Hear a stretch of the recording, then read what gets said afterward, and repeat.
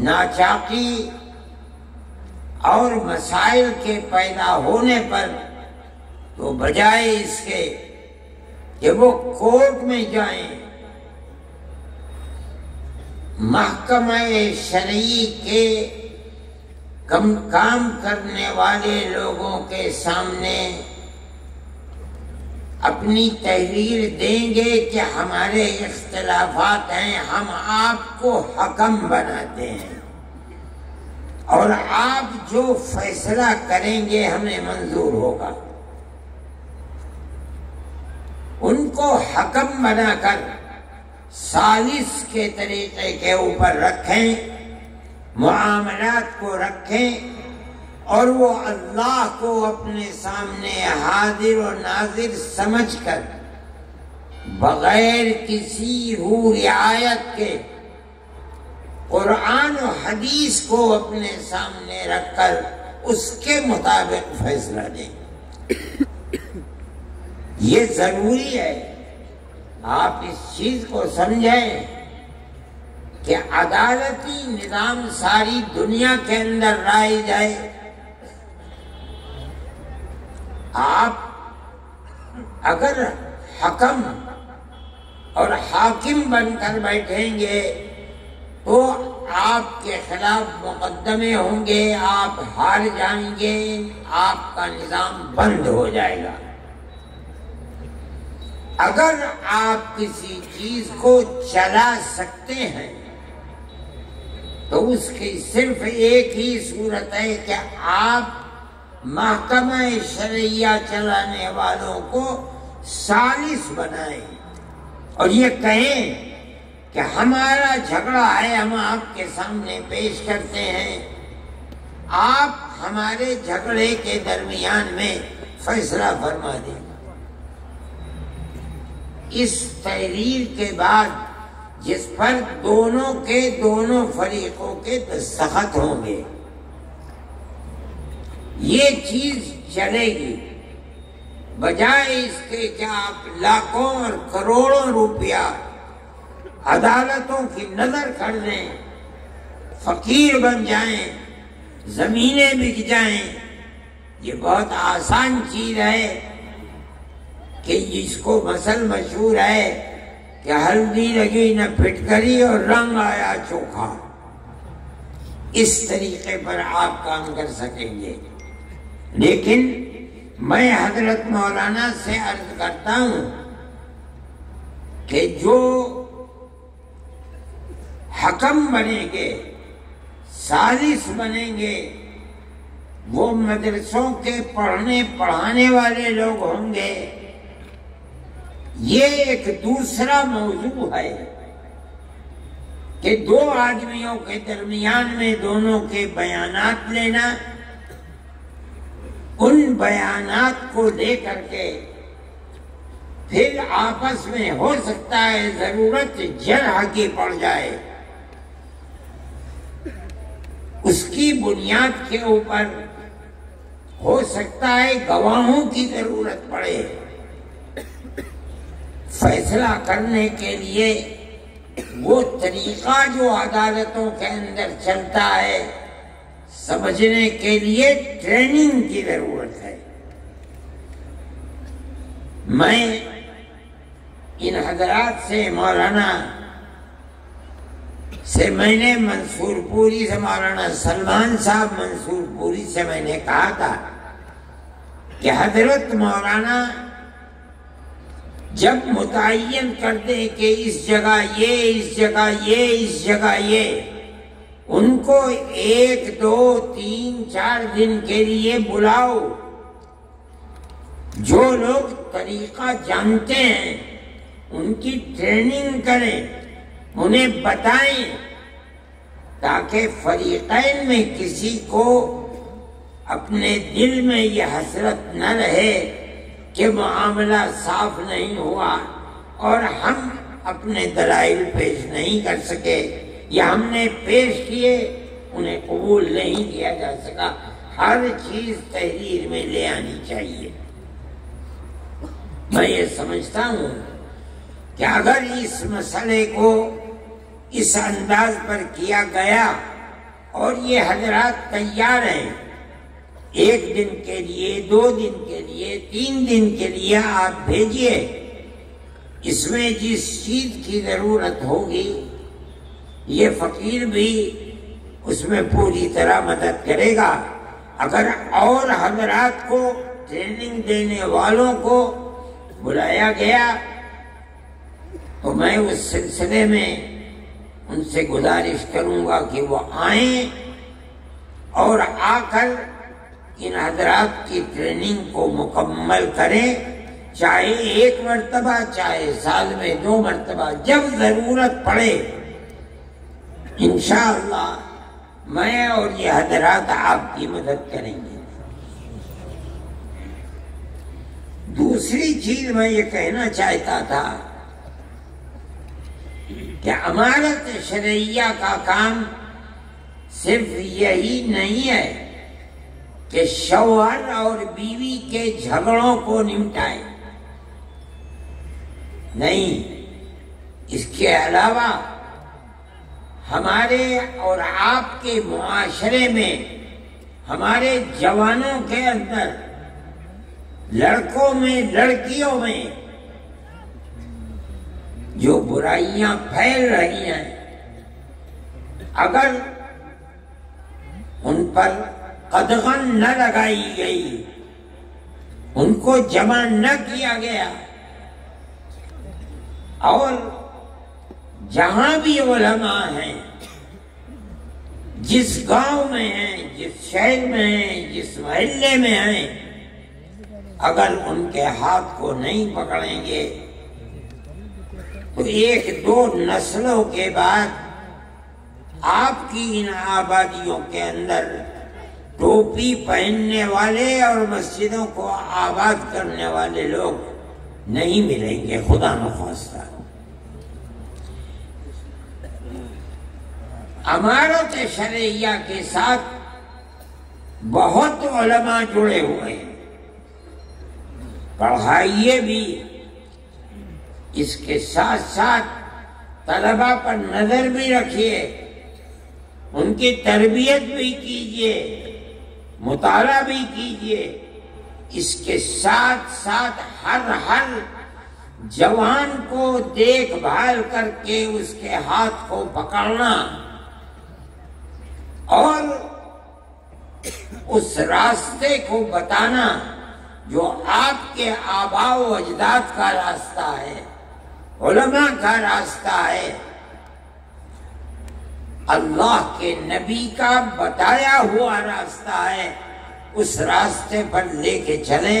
یہ بھی امانت شرعیہ کا ایک بنیادی طریقہ کار ہے، اگر آپ اس کو نہیں اپنائیں گے تو آپ کا کام مکمل نہیں ہے۔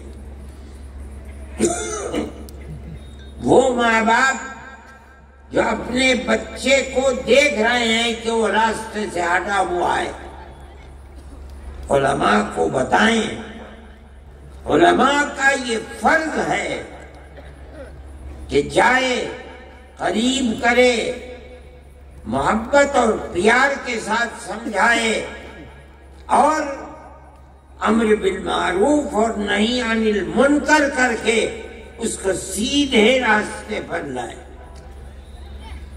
یہ فرض ہے۔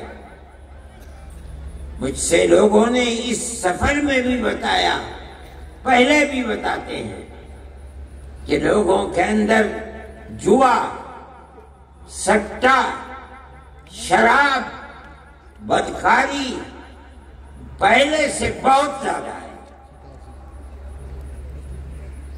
اور یہ چیز آپ کی بھی عفت و پاک دامنی کے اوپر پھٹا لگائے گی۔ آپ کے بچے اگر محفوظ نہیں ہیں، لڑکے، یاد رکھیے کہ آپ کی لڑکیاں بھی محفوظ نہیں رہ پائیں گی۔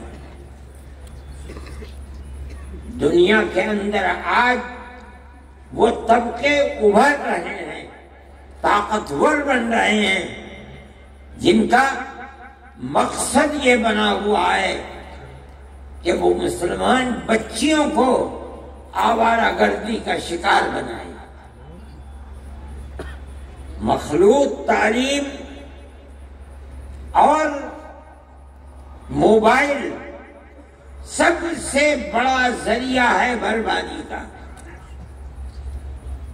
بچیوں کے ہاتھ میں موبائل، گھر کے اندر اور گھر سے باہر، یہ ان بچیوں کی بربادی کا سب سے بڑا ذریعہ ہے۔ ایسے واقعات ہوتے ہیں کہ بچیاں مخلوط تعلیم کے اندر نہیں ہیں، لڑکیاں لڑکیوں کے اسکول میں ہیں، لڑکے لڑکوں کے اسکول میں ہیں۔ اس کے باوجود ایک تو وہ ٹیچر جو ان لوگوں کے ہاتھ میں ہیں جو ان بچیوں کو برباد کرنا چاہتے ہیں، دوسرے موبائل، انہوں نے اس کے باوجود ان کو برباد کر دیا۔ میں آپ سے کہتا ہوں، ابھی مظفر نگر کے اندر مسئلہ ہوا، پولیس نے ایک ہوٹل کے اوپر جا کر چھاپا مارا، 50 لڑکے اور 50 لڑکیاں پکڑی گئیں۔ جب پردہ اٹھا ان کے اوپر سے تو تقریباً 36 یا 36 سے زائد لڑکیاں مسلمان بچیاں تھیں۔ یہ بچیاں، حیرت کی بات یہ ہے کہ اس اسکول کی پڑھنے والی تھیں جو اسکول صرف بچیوں کے لیے ہے۔ سوال پیدا ہوتا ہے کہ ان لڑکوں سے جو مسلمان لڑکے نہیں تھے، ان کا تعلق کیسے پیدا ہوا؟ اس کی دو ہی چیزیں ہیں کہ جو ٹیچر ہیں وہ مسلمان نہیں ہیں، حالانکہ عورتیں ہیں۔ دوسری چیز موبائل، اس نے تباہ کر کے رکھ دیا۔ اب ان ماں باپ کا کیا حال ہے؟ جمعیت علماء کے لوگ وہاں گئے، ہاتھ جوڑ کر کھڑے ہو گئے کہ ہم کچھ نہیں کریں گے، ہماری یہ ٹوپی تمہارے پیروں میں ہے، ہمیں برباد مت کرو۔ ان لوگوں نے مجھ سے کہا، میں نے کہا چھوڑ دو۔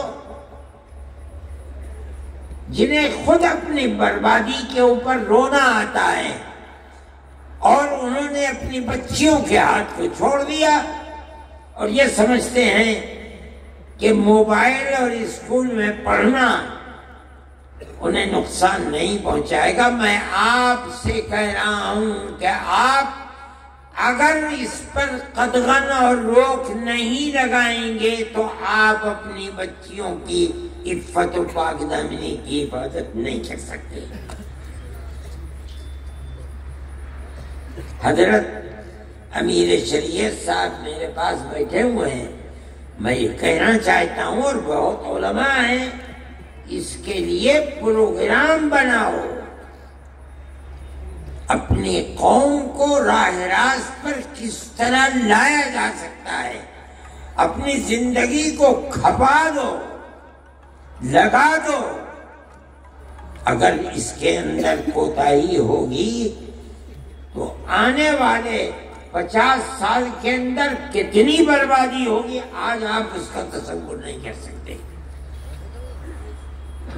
ایسے لوگ ہیں ملک کے اندر جن کا پروگرام یہی ہے کہ مسلمانوں کے گھروں کے اندر عفت و پاک دامنی کا جنازہ نکالا جائے، اور وہ اس کے اوپر لگے ہوئے ہیں۔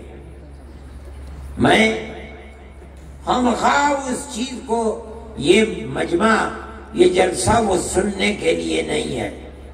میں یہ کہتا ہوں، ماں باپ سے بھی کہتا ہوں، علماء سے بھی کہتا ہوں،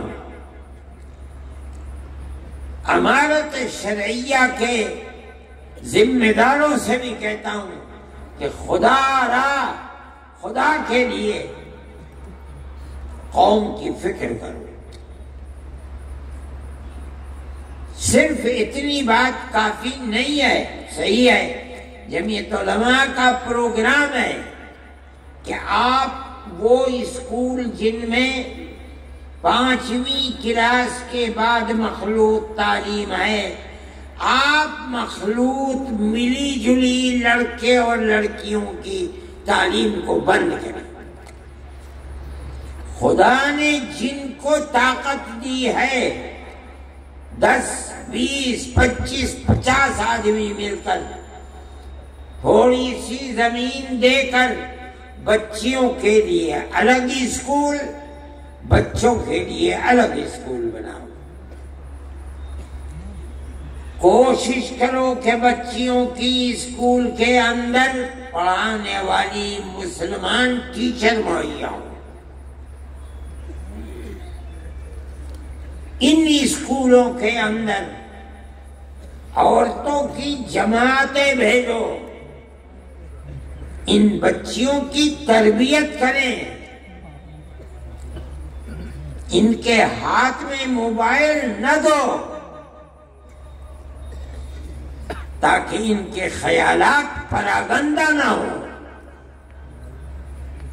اپنی آنے والی نسل کی حفاظت کے لیے یہ ضروری ہے، ضروری ہے، ضروری ہے۔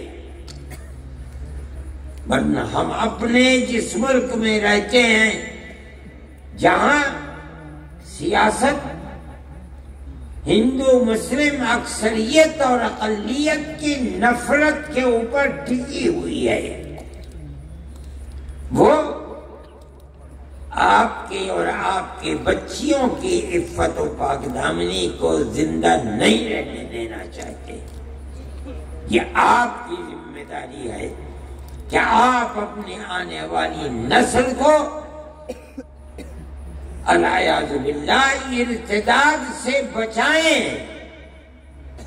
اور انہیں مسلمان چھوڑ کر مریں۔